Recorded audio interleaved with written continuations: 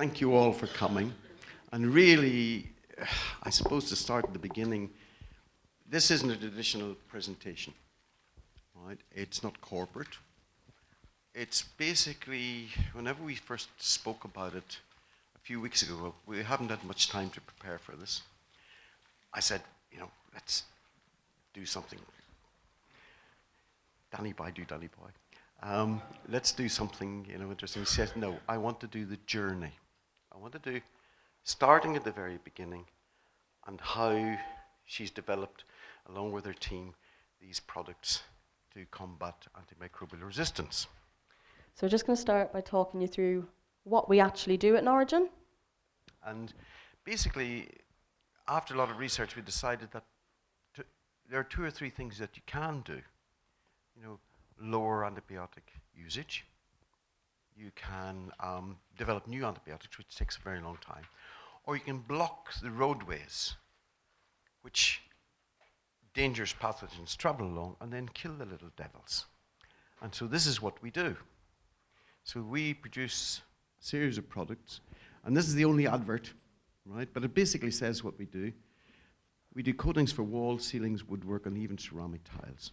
Now, these are not high touch frequency. They're not like the little tray over the bed. But they're the areas which are least disinfected, that aren't included in the disinfection routines. So what we've done over the years, and we'll try to prove it to you, we've unmatched efficacy, kills everything, unprecedented testing, and they're incredibly cost effective, and they're effective for years on end. Hello, how are you? Do you want to make a speech?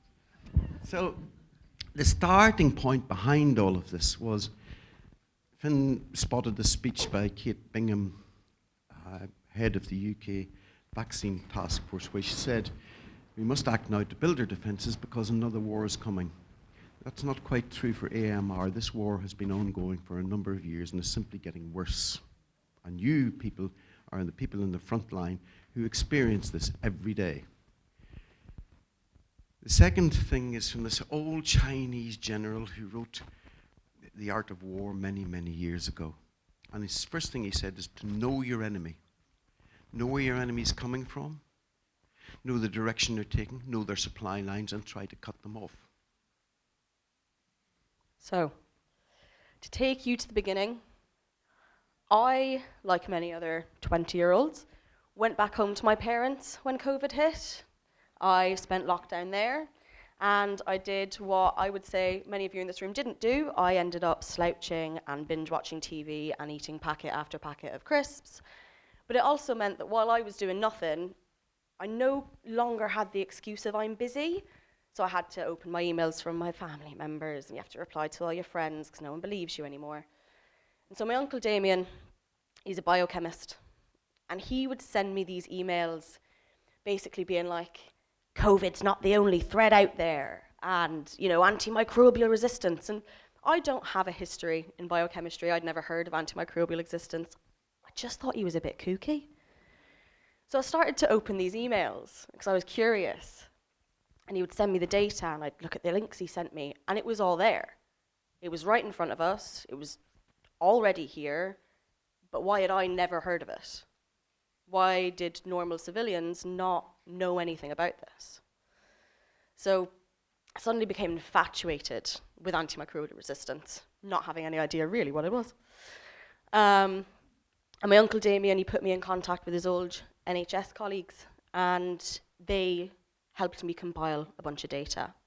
Now at the time, in 2020, the data was fairly limited. But in 2022, the Lancet released this report. And basically, let me get out of your way. Basically, what this report details is it's taken from 471 individual records, right? Which hasn't been done before. So this is the most reliable data that I had seen. This basically outlines that in 2019, 1.27 million deaths were as a direct result of antimicrobial resistance. A further nearly 5 million were a result where antimicrobial resistance was a contributory factor, right? And then in 2023, the UN released a report where they estimated that by 2030, it would be 10 million deaths per annum. That was the death toll, sorry. And so in blue, you can see here, we've got our COVID lines. And you can see that 2030, all the way to 2050, we are outdoing COVID in terms of death toll, and that's at its peak. And so this is really something that isn't just a problem now, but it's a problem in our future. So I decided to look at the specific pathogens I wanted to target. And I started doing this by looking at the CDC website. Now, they had outlined a list of 12 bacterial pathogens that they considered to be an imminent threat to humanity, particularly those where a hospital-acquired infection is a likelihood, right? So we looked at these, particularly the top 3. So C. difficile, obviously because it kills a higher percentage of those that are infected.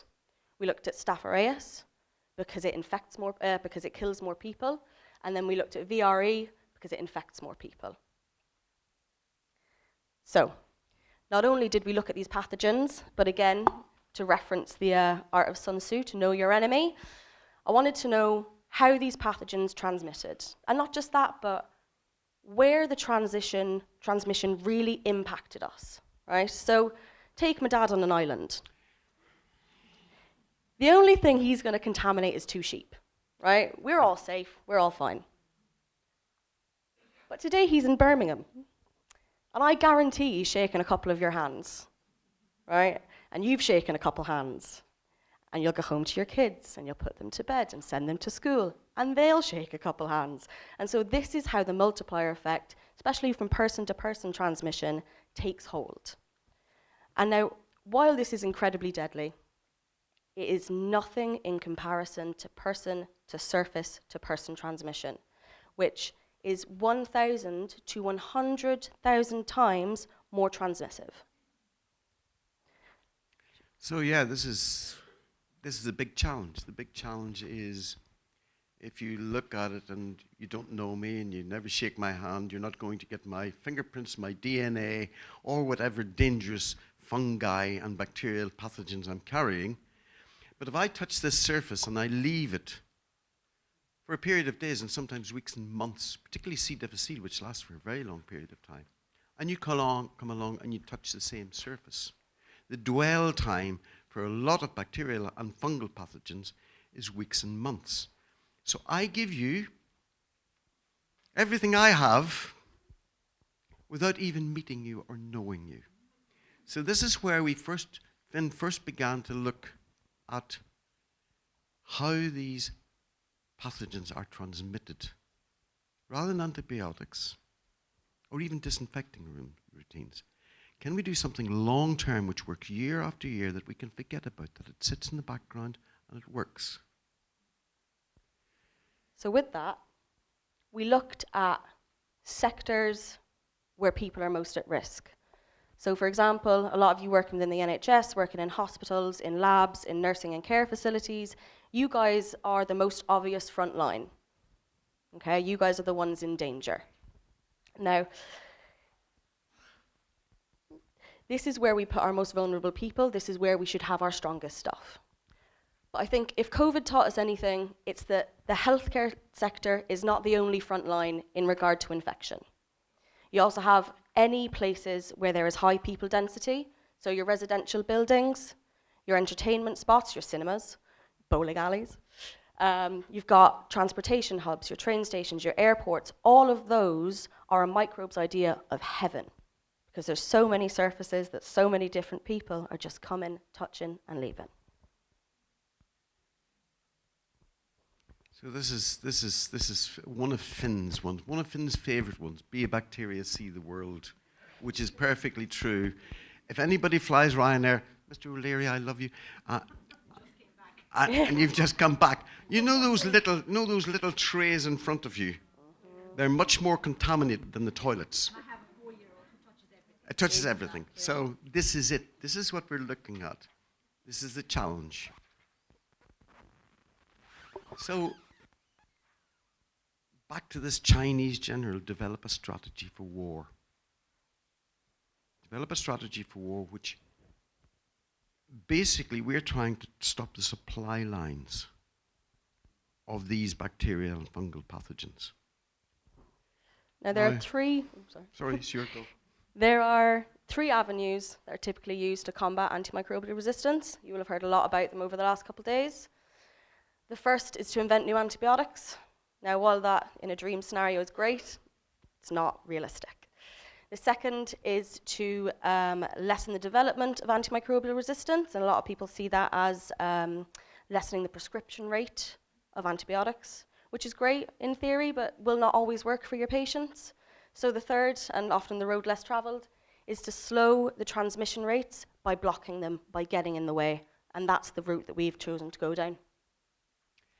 So here we have this 25-year-old, she was only 20 at the time, and started on this path, started by her uncle, who's a biochemist who worked for the NHS and then retired, who was really fixated upon AMR. And what she managed to do, and she has this incredible ability, it's unnerving and annoying. She has the I'm right ability she has the ability to take together different strands of information and different people and weave them together into a coherent, logical pattern. And she formed a team called the Skunks. Now, it sounds like a mid to late 1970s punk band, and it was a bit like that. But the term the Skunks is an accolade. It's an accolade. Lockheed Martin, an American aircraft company at the beginning of the Second World War, got this little group of crazy guys and put them in this separate little manufacturing facility with not a huge amount of bureaucracy. I know you're used to a lot of bureaucracy, guys. And they said, okay, here's some money, go away and develop new leading aircraft.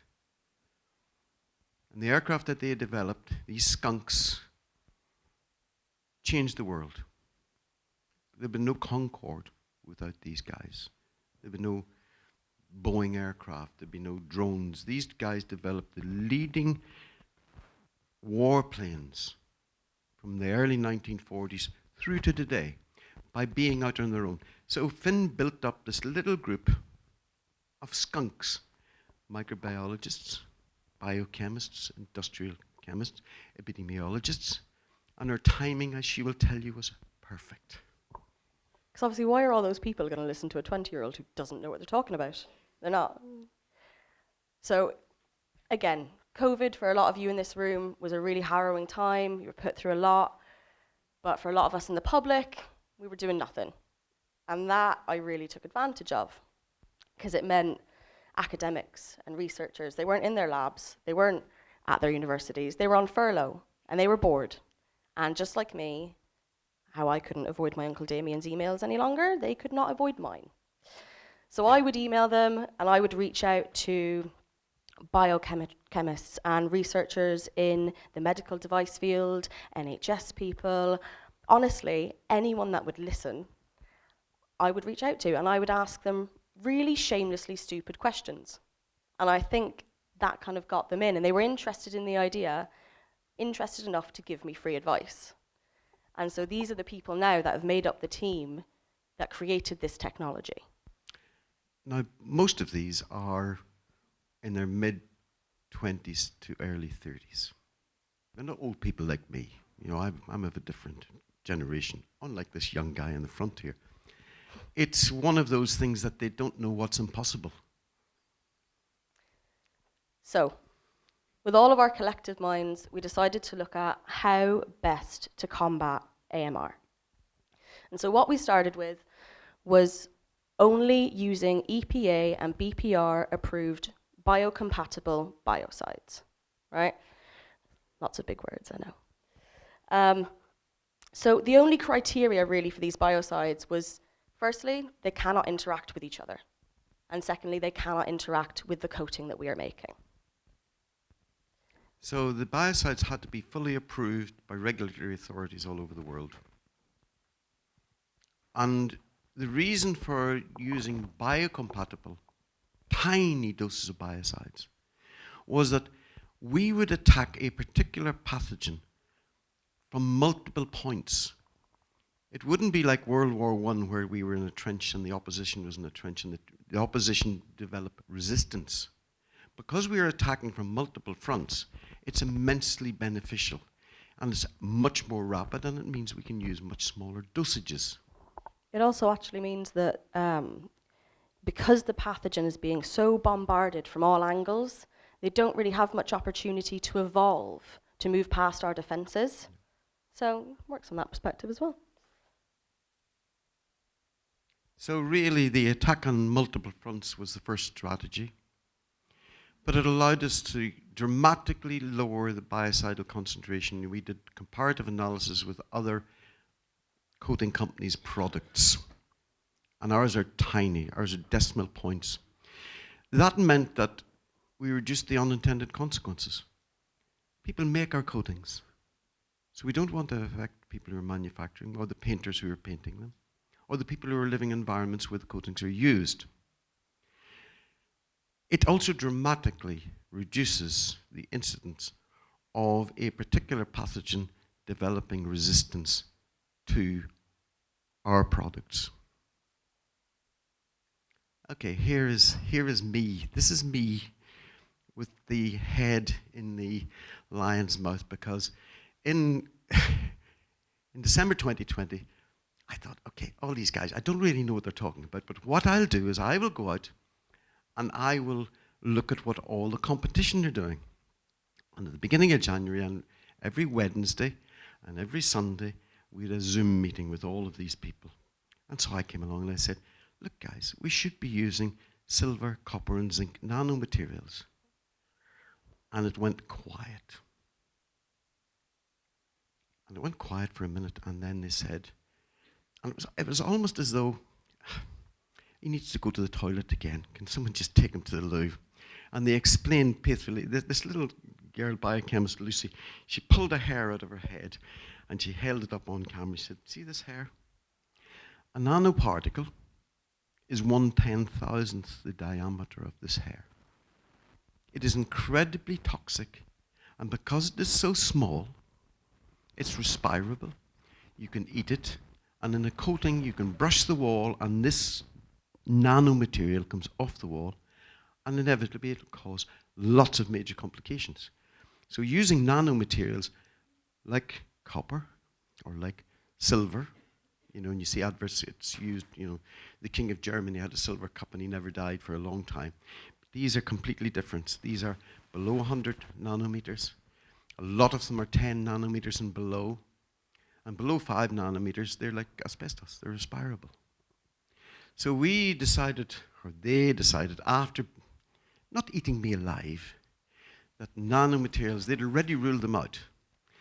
And what happened was, out of my stupidity, lack of knowledge, let's call it stupidity, this thing came along. This is called the Cynical Specifier's Guide. It doesn't mention our product at all. But what it does is it takes you through the process of asking us difficult questions, and any other manufacturer of coating, really difficult questions. It was last reviewed in November, passed by Tom, who's a fairly recent addition to the skunk, so he got to update this. And he came along afterwards to me and he says, brilliant, it's great.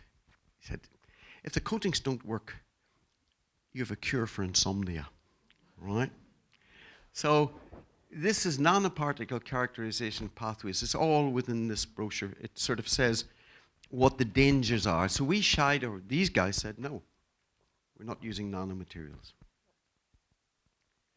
So by the end of April 2021, we had narrowed it down to 5 biocompatible biocides that we could possibly use in our coatings. The issue, however, turned out not to be actually finding the biocides that we could use, but sourcing them. This time the world supply chain had gone to hell. And I was put in charge of getting these things in. I just couldn't get them in. Some of them come from Japan, some of them come from the States, some of them come from Germany. I just couldn't get the biocides in It wasn't until mid to end of August 2021 that we began to get them in. So we had a third-party little laboratory which combined them together again into the biocompatible formulations. We then started antibacterial testing.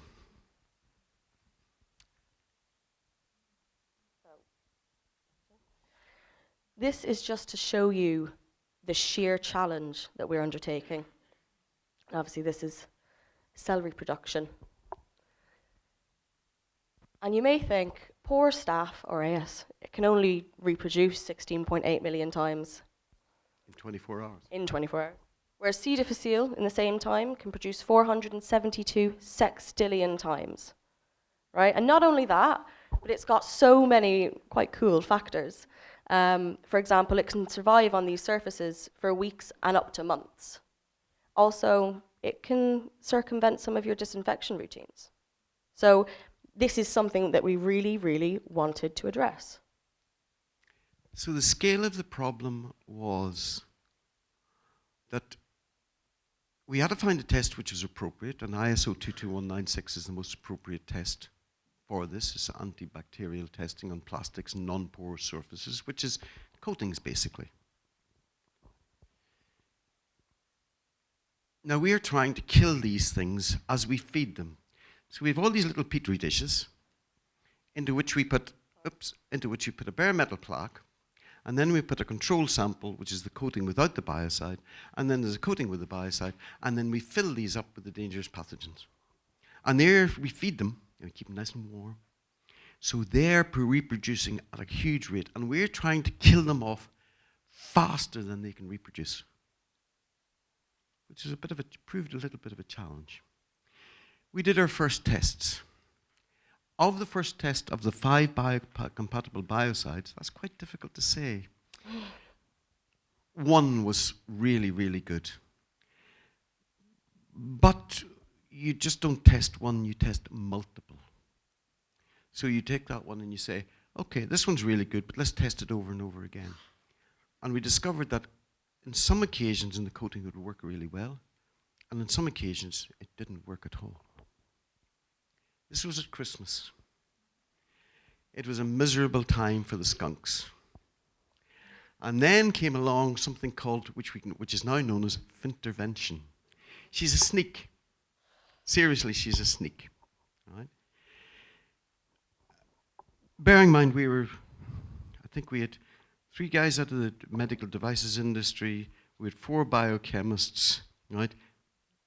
Richard and his team was 6 microbiologists, and they were all banging their head against a brick wall, and they were miserable.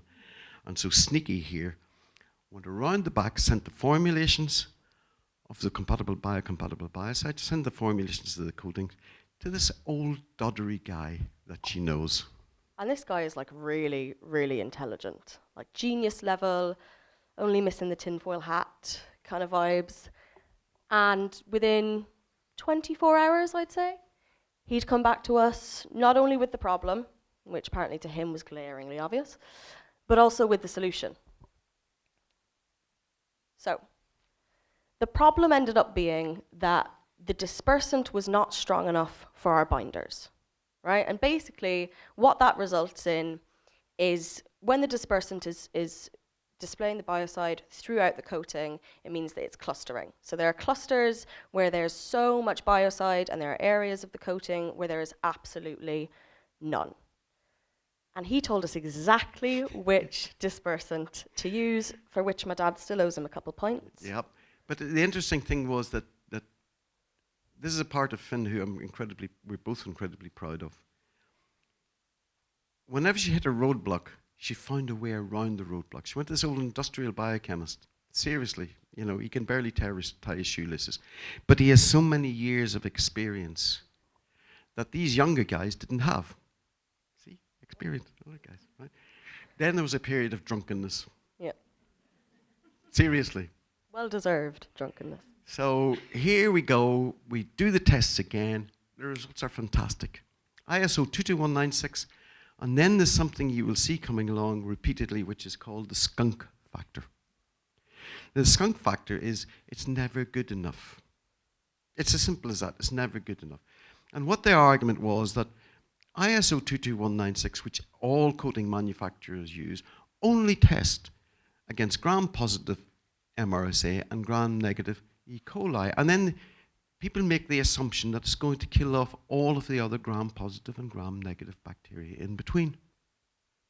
And they said, we don't know about that. We don't think that's true. So then they ran a test. We wanted to test every single CDC-listed dangerous bacterial pathogen, and we did. We made you do that, didn't we? Yeah, so I had to get in the pathogens from ATCC in America again, retest the damn things again, and it was perfectly true. The worst one of the lot, at 71%, was Pseudomonas aeruginosa. I find that very hard to say. The rest of them are over 90%. So C. difficile, MRSA, perfect. But there are ones which proved resistant. Also One size didn't fit all.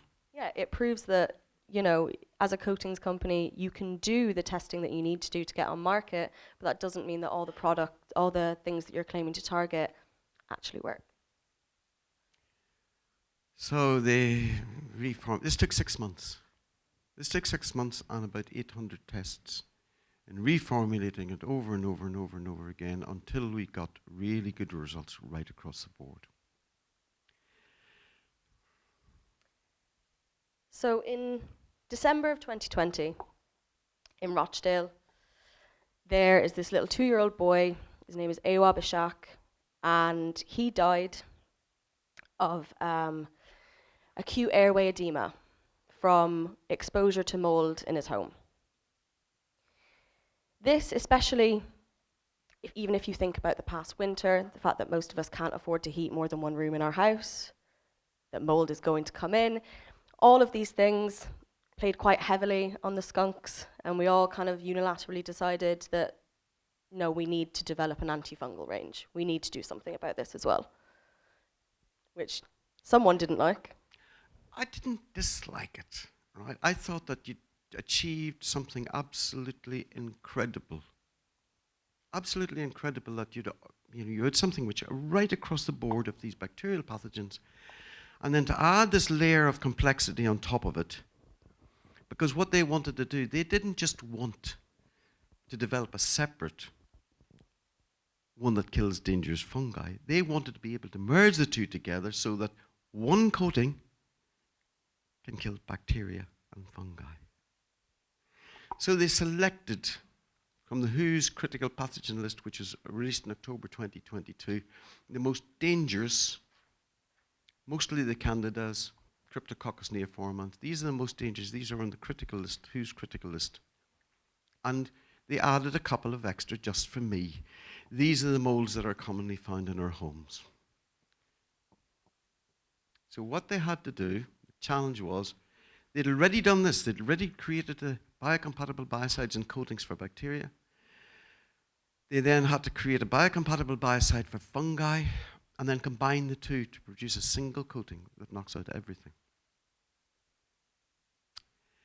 Here's where it becomes interesting. I knew now about ASTM. I knew now about ISO 22196. But I didn't know what was appropriate to test fungal pathogens.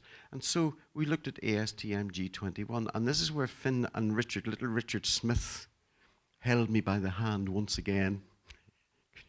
We basically figured out that depending on the fungi, so some spread via spores and some bud, and whichever one it was would go to the compatible test. So if you take a look at most molds are spore forming. And what happens is they spread. It's rather like me trying to get into my suit for the wedding next week. I have spread, right? It doesn't fit. Whereas candidas and Cryptococcus neoformans, they bud. They form these little mucoidal clusters that are countable. And counting something is much better than doing the spread. But for molds, we had to do ASTM G21. And for these, we used ISO 22196, even though it is targeted at bacteria. So, by the end of April, I'd say, we had identified 3 possible fungal biocompatible biocides, and we had tested them. The test came out great, and from the one that had come out great, we combined it into our original coating mix. This is my cartoon, right? Can you go back to that cartoon? It's my favorite. I know. Early attempts at the milkshake. I thought that what they were trying to achieve was highly unlikely to happen, most likely to fail, and they'd blame me, right? So the theory said yes, and testing confirmed that they had created a biocide, biocompatible biocides in minute doses that killed both the most dangerous fungal pathogens and the most dangerous bacterial pathogens. So nice to be right. This is where the skunk factor came in once again. They said, yeah, but can we increase the efficacy of it? And this is her fault. This is the next battery of tests that we had to do. So what we did is we took the minimum amount of biocide and we increased it by a factor and did the same thing again. And as you can see, in terms of reduction, there is not a significant difference in the result. All of them hit the 99th percentile. It's not really enough of a result to consider increasing the biocidal concentration. But we wanted to look at eradication timescales. Would it change those?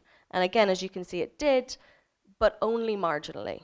It only changed it by seconds. So AMR say you're killing off in 24 hours, 112 seconds. And if you put in, I think it was 8 times the amount of biocide, you'd kill it in 24 hours and 9 seconds. So the cost you've got to evaluate is, yes, we can. If you tell us what efficacy we want, we can deliver it. But there is a cost to that. There's a cost both in terms of money and process and all of that. But do you really need to save 30 seconds or 40 seconds or whatever it is? So we typically tend to use the minimum amount of biocide in all of our products. However, if a client has certain targets and they want to, superfly their eradication timescales, they can come to us and it'll be done on a client-by-client basis. So once all this came out the pipeline, then we had to take a look at coatings. We had to take a look at individual coatings. We worked with some big coatings companies, and we created 2 ranges. And the 2 ranges are Avert and Deter. Good names, I thought of those. All right. Avert is an acrylic-based coating. It's a low-cost coating. It's for general purpose areas. So it's for entranceways. It's for general purpose. Its only drawback is that it blisters when it comes into contact with hydrogen peroxide vapor. So if you're using HPV, you cannot use this one. Now there's 3 versions. And I'll tell you the reason for the 3 versions. Avert All is both antibacterial and antifungal. Avert AB is antibacterial only, and Avert AF is antifungal only. We want to be able to produce this for people's homes eventually, as cheaply as possible. So the less materials we use in it, the lower the cost. And if fungi is the major problem in your ceiling in your bathroom, you just use this one. This one is more expensive. This one's sort of middle ground. But this one is purpose-made for people's homes. We then have the one that's all singing, all dancing. It's 2-part, it's water-based system, HPV resistance, and again, it comes in 3 flavors.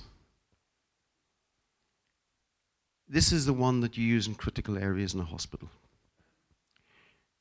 This is the one where you're using HPV in operating theatres and mortuaries and everywhere else, anywhere that you're using. The other is resistant to formaldehyde and all the other normal disinfectants. But this one is special.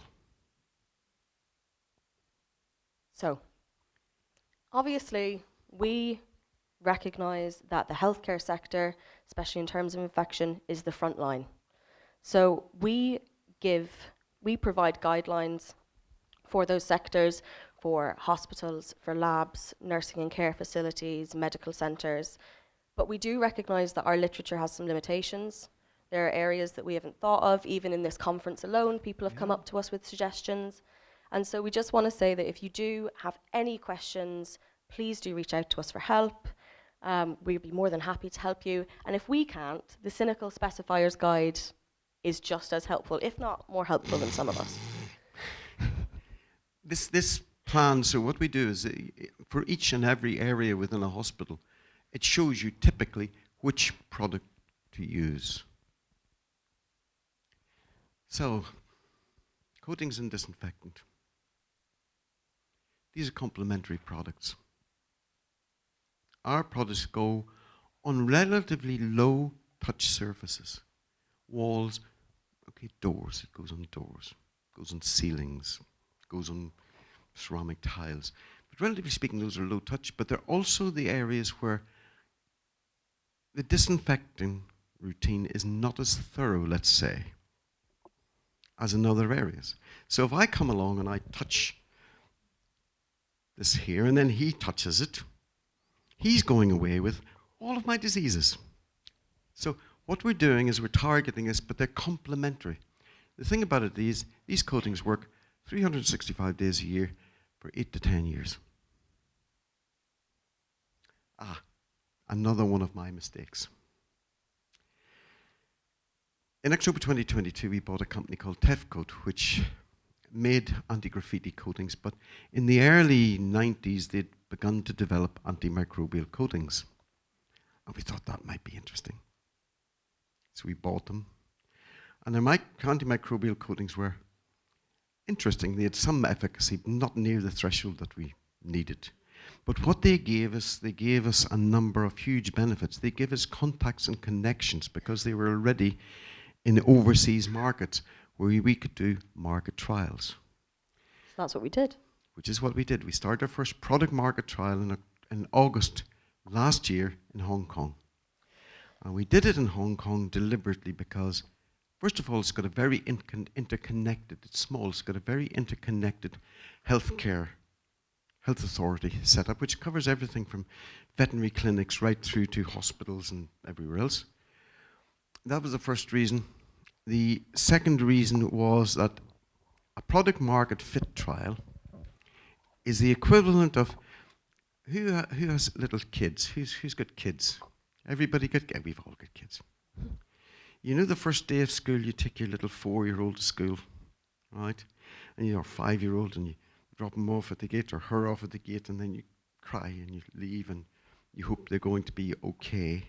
This is a product market fit trial. They may come out of school with a tattoo and a piercing and a knife.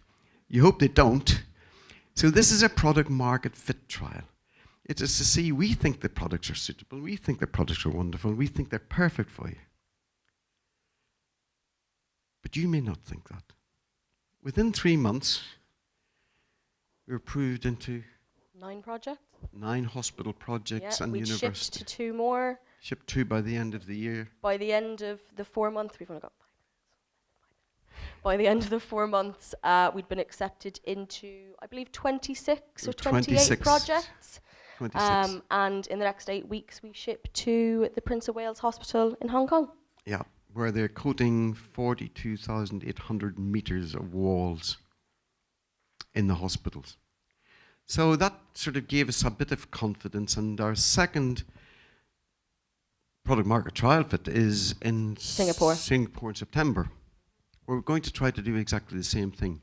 And just in case you don't know this, because I didn't, but the healthcare standard in Hong Kong and in Singapore is incredibly high, and this is also another reason why we chose to do these markets. Yeah, it's one of the very important points is that in certain parts of the world, the bacterial and fungal pathogens that we are experiencing as a huge problem here, they're experiencing different problems. So how we learn from these people. You know, I had an inquiry last week, or actually it wasn't me, it went through to Richard, to say, okay, we've got a problem with VRSA, vancomycin-resistant staph aureus. So this little team says, okay, we get it in, so it'll come in from the ATCC next week and we'll test it. We do MRSA. As an old bloke, my natural attitude was to say, look, it's staff a race. But this is not good enough for this young team of skunks. Are you ready? Money, money, money. Okay, so the health service is under immense pressure. So we want to be open about how much this costs. If you use a vert, it costs 1/10 of a penny per square meter per day. If you use deter, which is the one that's resistant to HPV, it's 1/5 of a penny per square meter per day. 48p and 72p a year, and this thing lasts for year after year after year. So we've done abrasion trials tests. We've done 8,000 and 10,000 abrasion trials where this machine comes along and it tries to wear away the surface, really quite vigorously. And this is where you get your number of years of durability. So deter is 8 to 10 years. Avert, we recommend 6 years plus, 6 to 8 years. We recognise that the NHS is the first thing that the government seems to cut, and we don't want to take advantage of you, and that's why our costs are so low and very transparent. Oh yeah, I promised I wouldn't advertise it again, but you can see really what I'm doing is pointing to the bit down here, the unmatched efficacy. We believe we have unmatched. Nobody else has done this trials. Unprecedented testing. We've done 1,836 separate tests. Incredibly cost effective. It is low cost. We have to make it low cost. I wanted to charge loads of money for it, and the skunk said, no, this is important. And it's effective for a very, very, very long time. Now, we don't have time for the Q&A. Wonder why. But if you do have any questions about the products, you can contact us via email, or you can come up to us at our stand, and we'll be more than happy to answer any questions.